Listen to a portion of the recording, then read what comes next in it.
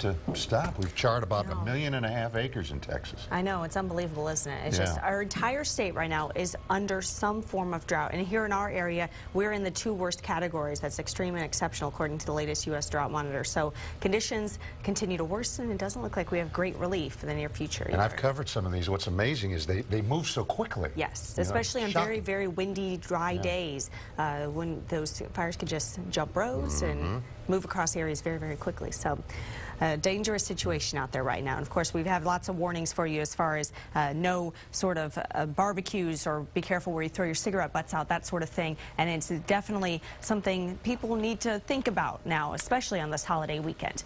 Right now, Viper radar showing some wet weather to our north. You notice the green right here in our area. That's just some radar clutter. That's not rain, unfortunately. We are still dry all across central Texas. But if you go a little bit further to our north, tracking a few strong thunderstorms just west of the Waco area near Stephenville. Very strong thunderstorm there. Still severe thunderstorm warning and even tornado warned, as there is still some circulation in that system as well.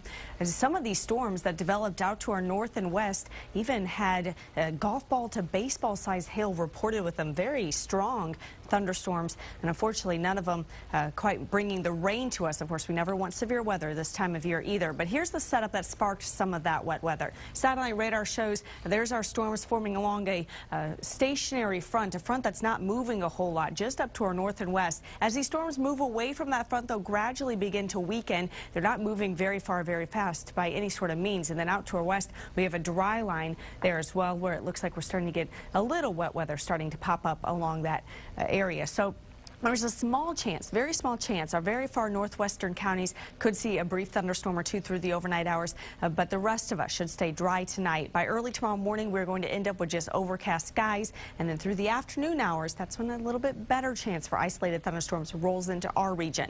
Hour by hour through your forecast, early tomorrow morning, it's going to be mild and cloudy through the afternoon on your Easter Sunday. We have the possibility for a few storms to pop up just out to our west along a dry line. Some of those could work their way east into our western hill country counties. There's also the possibility that a few of those could become strong to severe again tomorrow afternoon. It's a situation we'll watch pretty closely. They'll begin to weaken once the sun goes down, and into early on your Monday morning, we'll just be left with some of that cloud cover through the afternoon hours. The dry line is going to move to our east. So again, on Monday, another small chance for isolated thunderstorms. Not everybody will see wet weather. We're keeping that chance only around 20%. Right now, partly clear skies at Camp Mabry, 78 degrees, 77, mostly cloudy out at ABIA.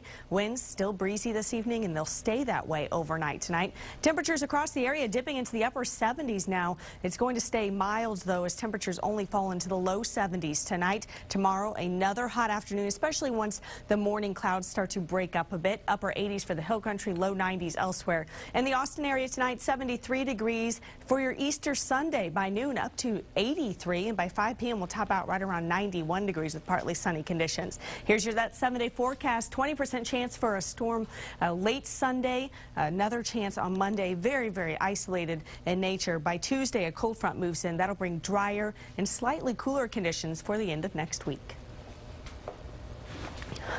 And severe weather, of course, continues to pop up across the U.S.